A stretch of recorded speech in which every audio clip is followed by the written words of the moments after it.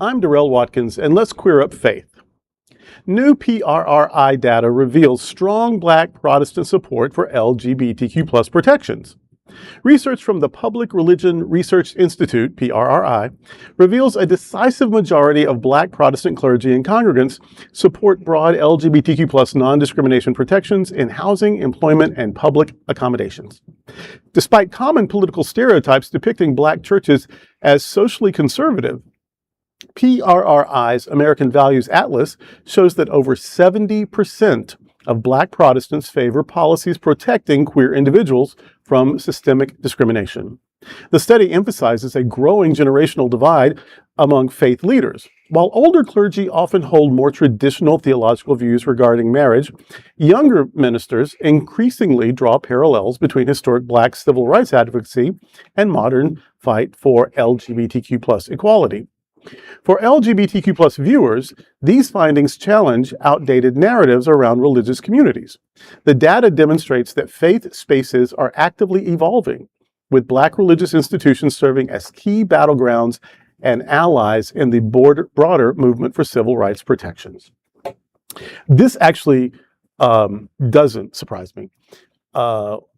In seminary, hundreds of years ago, we had people from every denomination, including historically Black denominations, AME, National Baptist, Church of God in Christ, all that. And so we're sitting there learning the same things. Like, you're not just being, taught in whatever your tradition is, like in Sunday school. No, we're all together. We have professors from all kinds of traditions and backgrounds. We have to negotiate with each other, to live together. And so we all emerged broader than we went in, and that's one of the reasons for seminary. So that is the case doesn't surprise me. And more people are choosing theological education. In the old days, especially more evangelical churches, and especially because of class, not just everybody can pack up and go to seminary. Graduate school is expensive, but more and more churches have required it, including the AME church. There was always an alternative route, a course of study, they would call it. But so with requiring the education and then being around all kinds of people and all kinds of backgrounds, it's like when you know a gay person, you invariably will become less homophobic. So, and also in the AIDS crisis, the Balm and Gilead was an organization that was trying to get historically Black churches to talk about AIDS, and they did a lot of good work. And I think that may have actually laid the groundwork for future progressive conversations. So I'm not only glad about it, it's been an evolution, but it's been evolving for a while. And so I think it's probably just going to get better and better.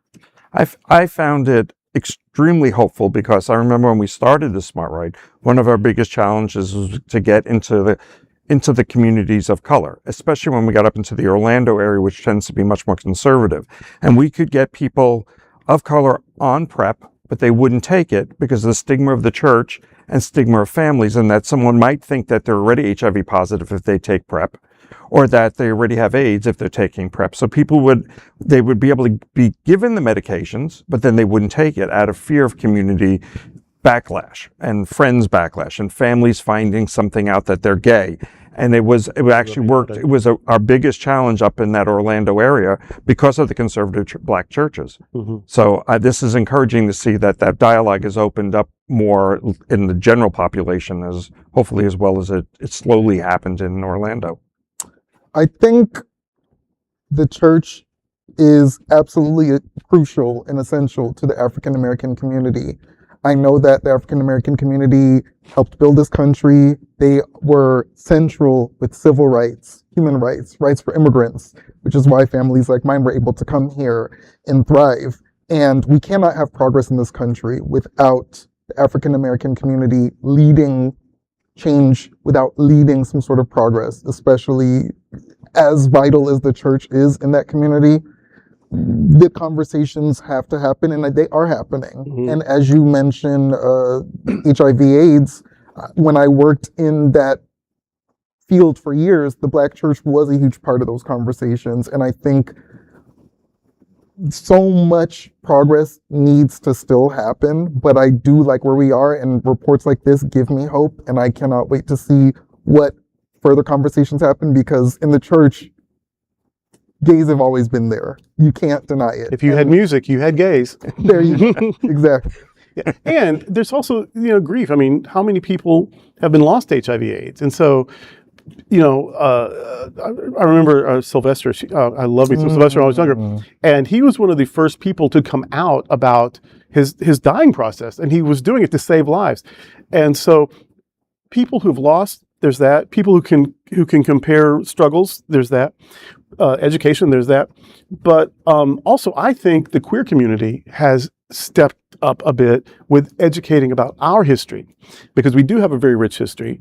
And so like I was fully grown before I knew about Bayard Rustin, that he was a gay man, a socialist, a Quaker, he was actually the organizing person behind the March on Washington. He was disrespected and disregarded even within the movement for being gay because he was out. And then way later, and he even posthumously started getting his props. He's got a seat named for him at Sunshine Cathedral. But but we're telling those stories now. And I think that may also be helping. That queer history is Black history, and Black history is American history, and American history is world history. And, that there's just nothing, we're just all together. There is no other queer nonprofit media platform like this in the entire world. Support our LGBTQ stories by sharing them and subscribing to Queer News Tonight.